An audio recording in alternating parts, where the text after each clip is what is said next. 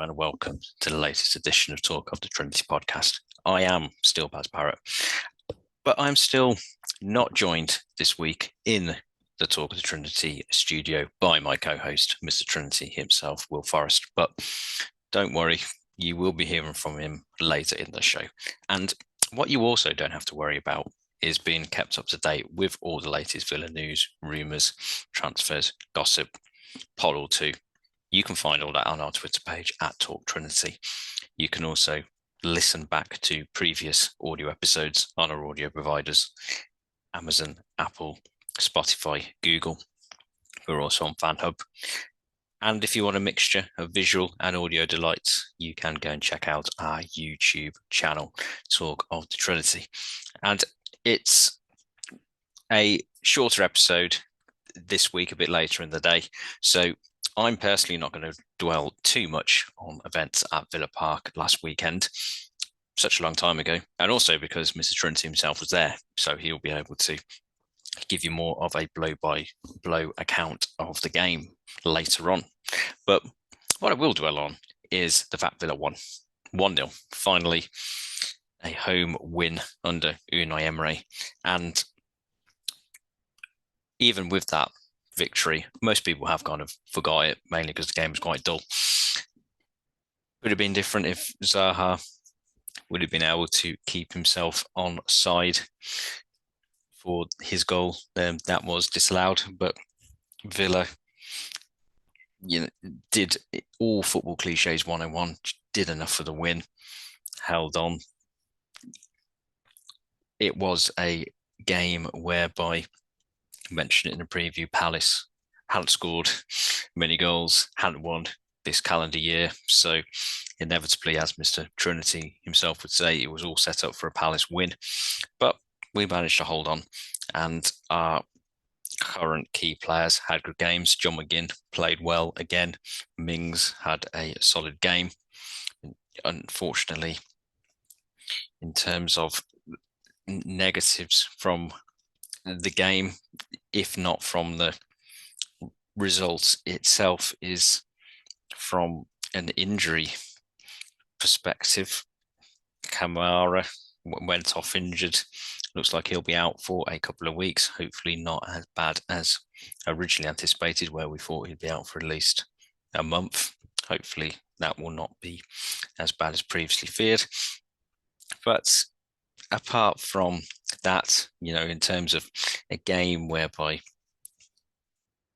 we had a majority possession, I think there was one shot on target in the entire game, so certainly not one to go down in the history books, but keeps the momentum that had been started by the win the previous weekend going. And not that there really was any thought of it in Talk of the Trinity Towers, but any lingering suspicion about Villa being in a relegation battle or being dragged into that relegation zone near the end of the season, I think we can put that to bed now. Which I suppose you could say is an achievement, but so the other 9 teams below us, including Palace, are not that far away from the bottom 3. So first stage of the Unai Emery plan, stabilise, get us away from the bottom. I think you can put a tick by that and complete it. And you can put a tick and complete what I'm going to say about that game, because we're going straight into looking at tomorrow at time of recordings game at the London Stadium, where Villa go to visit West Ham. And safe to say, Villa's recent record against West Ham is dreadful. I think there's no other way of putting it. Last time Villa beat West Ham, May 2015.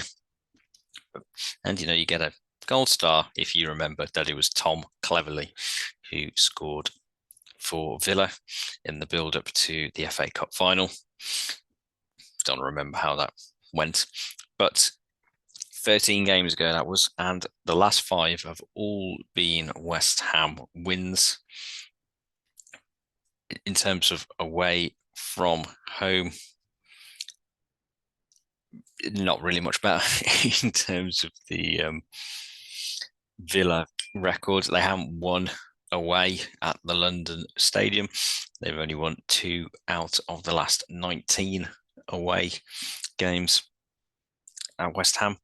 So not in that sense, if you are looking from a historical perspective, perhaps not much to be looking forward to. However, as we mentioned, Emery, since he's come in, the away form has been impressive. Won 4 out of 5 away from home, and we scored in every game. Under Unai Emery, which I mean shows that the system effective, especially away from home.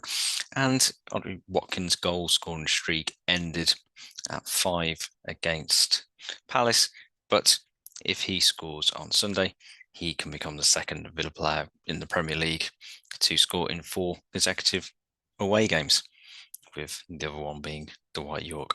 So what to expect from West Ham? They are one of the aforementioned 9 teams currently looking over their shoulder in terms of the relegation zone. I mean, at time recording, West Ham actually are 18th. We're recording this on Saturday evening after the Premier League games of today. Just to confirm, we were not asked to go and host Match of the Day, but if we were, we stand with Gary. But back to West Ham, they are in a run of form, really, where in terms of it can be 1 step forward, 2 steps back. I mean, they are still in Europa Conference League, which they won on Thursday. But last league outing away at West Ham. No, West Ham were away at Brighton and a truly dreadful 4-0 shellacking. I mean, Brighton have been playing very well this season, but it was not good from a West Ham perspective in terms of the way the wheels fell off, really, in terms of that game. And what often gets said about David Moyes' team is that they're defensively solid. So concerning from their perspective if they are going to be seeding 4, and especially the previous league game where they beat Forest 4-0 at home, where there was talk of the tide turning. And that 4-0 home win against Forest, there was a familiar face on the scoreboard for West Ham, Danny Ings, with 2 goals. You suspect that he will be playing on Sunday, and fully expect Mr. Trinity to be given a minute's applause, salute, fanboying every time Danny Ings touches the ball. But in terms of his record against Villa, it's pretty good. I think like 5 goals in 7 games when he's played against Villa previously. So you would not be out of your mind to be putting a cheeky 50p on Danny Ings to score for West Ham. But in terms of, well, Danny Ings may score for West Ham, but is that going to be enough to beat Villa? And you'd expect in terms of the team, Carlos has been in training, could be in the squad. You'd think it's a bit too early for him to start, but good to see him back on the road towards fitness. He's been out for a long time, and he was a big signing, and a lot was expected of him. So if we can get him back before the end of the season, he could be a big part for Villa moving forwards next season. Kamara, as I mentioned, he is going to be out. Then Donker, the violins aren't coming out too much, I suspect, but he's probably not going to be playing either. So from a Villa perspective, you do have the options of, do you play kind of Bailey in that up front role? Do you play Buendia? I mean, do you keep the pace of Ramsey in the team? You suspect you probably would, in terms of the counter-attack in game that Emery is likely to adopt against West Ham. Cameron not playing, who do you play in that defensive midfield if Dendoncker is not fit? Do you play Chambers? Do you change the shape? I suspect probably not, and Yeah, I expect Chambers may play if Dendoncker isn't fit. You could say move John McGinn back there, but I think his more advanced role in recent weeks has really been paying dividends in terms of his form. So you would be reluctant to change that, really. Cash in the team again recently, some good performance. Expect him to play. Moreno, you suspect, in terms of he'll be easing his way into this starting lineup on a more consistent basis during the rest of the season. Emre's man, so he's expecting the battle between him and Digne. It will be him coming out long term. But in terms of the short term and the game on Sunday, who is going to be coming out on top? It's prediction time. And for me, I don't think anybody's going to be coming out on top because I think it's going to be a draw.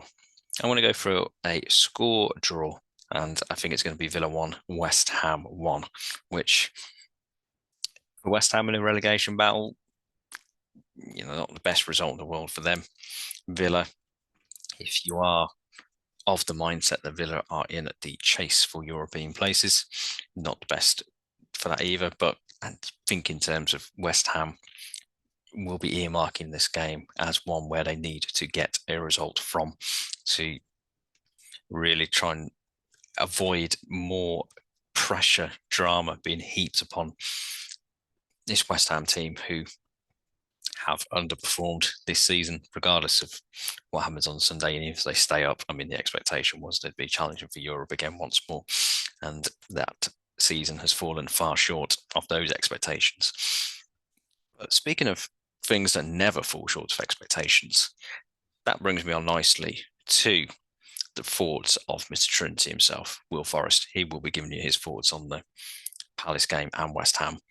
And you can hear from him right now. So the last match saw us beat Crystal Palace 1-0.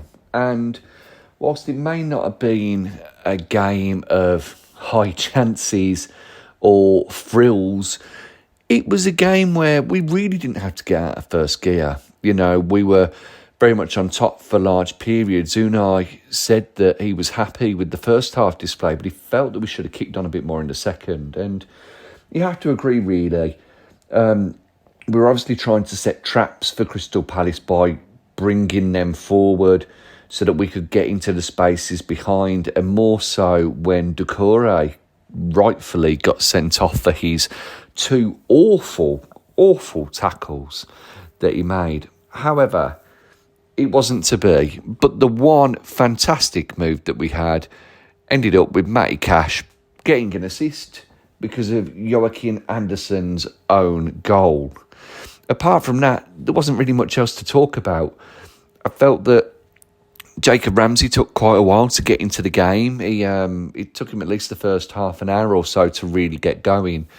But the player that really stood out for me from a positive from the off was John McGinn. John McGinn back in on that right side of midfield, cutting inside, laying the pass for Matty Cash's run and cross. It was a top performance, and he's had some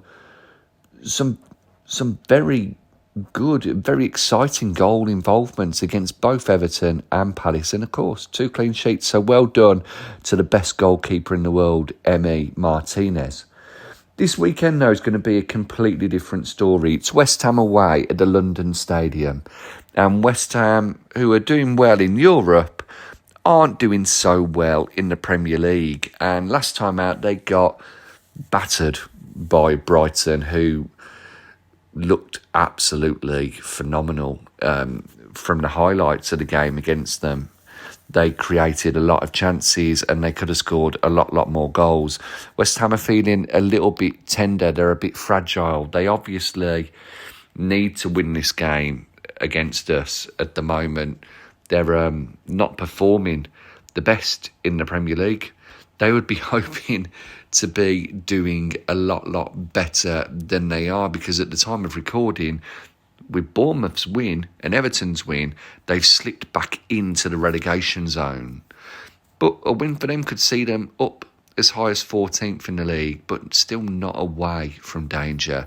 Not like us at the moment. 34 points, 11 points clear of West Ham. Now, West Ham have been a bit of a bogey opponent for us recently, with 5 defeats on the spin, and some of those being absolute horror shows, like the 4-1 defeat last year at home and the 1-0 defeat earlier on in the season where the deflected effort looped up over Emi Martinez.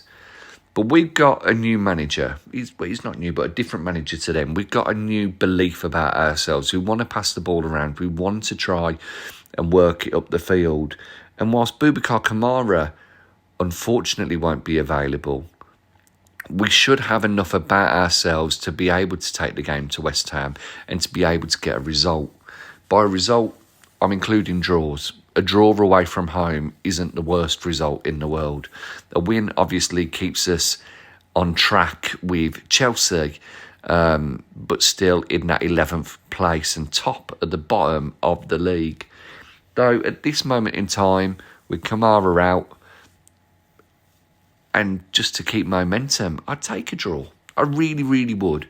It's probably not what Villa fans want to hear, but with West Ham and then Bournemouth in our next 2 games, whilst we'd be hoping for 6 points, I would take 4. I'm not being a negative Baz, I promise you I'm not.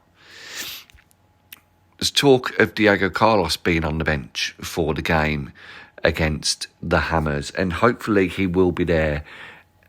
But you can tell that Ezri Konsa and Tyrone Mings are going to be the ones sitting at centre-back and having to mark an old fan favourite, Danny Ings.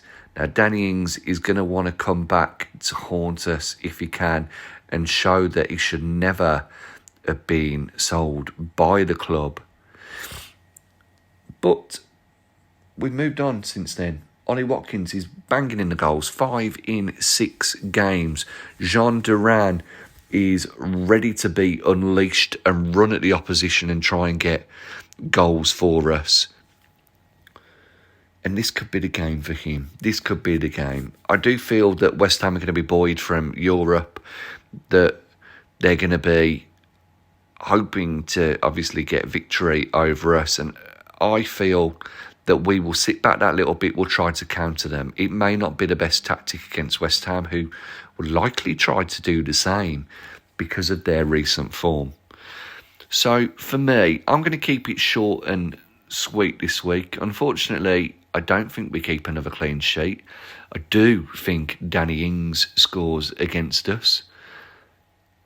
And I feel it will be a 2-2 draw between the Claret and Blues.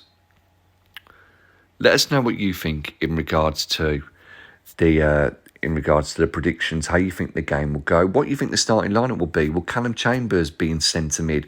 Will John McGinn or Jacob Ramsey be moved there? Or will we see a different formation? I think it'll be Callum Chambers. But Chambers in that role in a 2-2 draw, I'll take that. Thank you very much. Thanks for listening. Thanks for watching. It is very much appreciated. We've got the Bournemouth game next week. And then after that, we're going to have a little look at our Premier League predictions for the rest of the season. And they could prove to be just a little bit tricky when you have all the hullabaloo that's going on around at the moment. But anyway, let's hope that this weekend I'm wrong and that we go and take a hammer to West Ham and burst their bubble. I suppose we won't find out until next time. But cheers, Tar. Thank you very much. Baz is Villa till he dies. I'm Villa till I die. Up the Villa.